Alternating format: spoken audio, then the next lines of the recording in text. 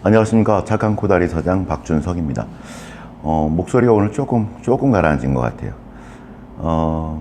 하루하루 이렇게 제 유튜브 들어주시는 분들이 많진 않지만 그래도 댓글 남겨주시는 분도 한 분, 두 분, 세 분 이렇게 있고 하니까 참 힘이 됩니다.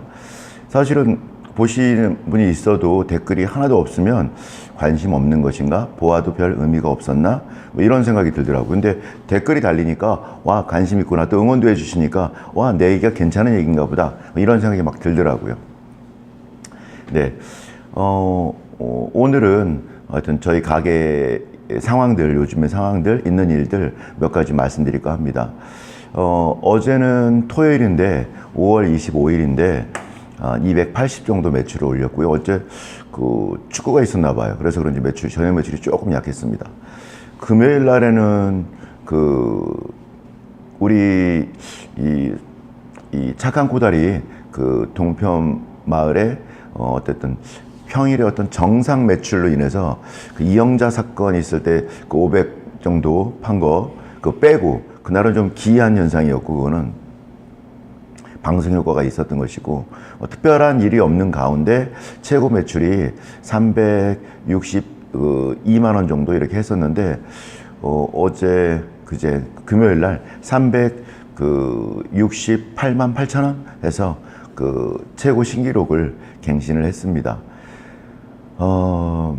사실은 요즘 이렇게 많이 힘들다 하시는데 저희 가게 매출이 계속 올라가고 있거든요. 그래서 제가 요즘 고민을 해봅니다. 아니, 내가 뭘 잘하는지 알아야 그걸 더 열심히 해서 더 잘 되게 할 텐데 그게 무엇일까? 목이 자꾸 가라앉아서 물을 마시게 됩니다.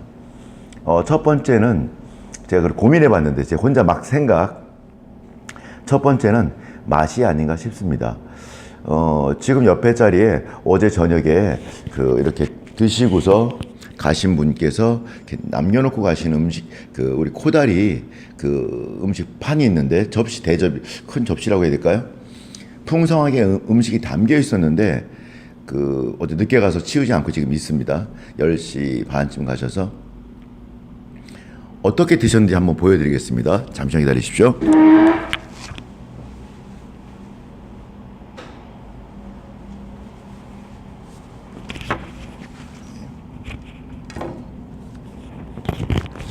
제가 손님 자리에서 음식을 가지고 왔고요. 한번 보여드리겠습니다. 대짜를 드셨는데 네 분이서 대짜 이렇게 5만 원 되는 코다리 음식을 드셨는데 예, 이렇게 드시고 갔습니다. 그냥 하나도 없이 싹싹싹 긁어서 다 드시고 가신 것이죠. 저는 이 판을 보면서 굉장히 기분이 좋더라고요. 제가 음식을 맛있게 좀 더 이렇게 팔떡식당 정말 맛있게 먹었던 등갈비집 팔떡식당 음식 먹고 나서 좀 더 맛있게 만들어야 내 음식에 대한 반성을 해야 된다. 좀 더 이렇게 맛있는 음식이 있는데 내 음식은 여기 못 미친다. 이걸 뛰어넘어서야 된다. 뭐 그런 생각을 하면서 맛에 대한 어떤 연구랄까요? 노력을 했죠. 그래서 한 2, 3주 정도를 아주 집중적으로 밤잠 안 자가면서 양념을 더 맛있게 만들기 위한 노력을 계속했죠. 뭐 몇 그램, 뭘 얼마큼 넣고, 물을 얼마나, 뭐 이런 것들에 대한 거를 계속 조금씩 바꿔가면서, 거의 100개 넘는 정도의 어떤 실험을 해본 것 같습니다. 이 정도에. 근데 그런 거 할 때 좀 힘들기도 하지만 희열도 있습니다. 그래서인지 한 2주 전부터 매출이 막 상승 곡선을 그리며 올라가고 있습니다. 손님들마다 맛있다는 분들이 너무 많고요. 한 번 오신 분이 계속 오시고 나 어제도 온 거 알죠? 그제도 온 거 알죠? 나 이번 주만에 5번 온 거 알죠? 이러는 분들이 막 있는 거죠. 그래서 첫 번째 우리 집에 요즘 잘 되는 이유는 맛이 아닌가 싶습니다. 그래서 맛을 좀 더 좋게 만들기 위해서 노력한 것이 어떤 좀 괜찮지 않았나. 그리고 이번 달 들어서는 저희가 계란찜 이벤트 하고 있거든요. 한번 왔던 고객분들한테 계란 쿠폰을 이렇게 나눠드립니다. 다음에 오시면 4,000원 계란찜 쿠폰을 드리는 이것을 가지고 오시면 계란찜을 무료로 드립니다 라고 이렇게 뭐 사실은 원가가 아주 비싼 것도 아니고 손님들은 좋아하시거든요. 솔직히 제 입장에 좀 힘든 것이기도 합니다. 계란찜 하나 만드는데 한 6분 정도 걸리거든요. 그걸 지켜보고 서 있어야 되는 일도 있고 좀 신경 안 쓰면 바로 타버려서 좀 주방에서 많이 힘들어 하거든요. 그 쿠폰을 나눠 드렸는데 그 효과가 좀 큰 것 같습니다. 모레도 하나 이렇게 드렸을 때 그 앞에는 명함, 뒤에는 계란찜 쿠폰인데 그걸 가지고 많이 오셔서 그걸 가지고 오시는 분들이 꽤 많으십니다.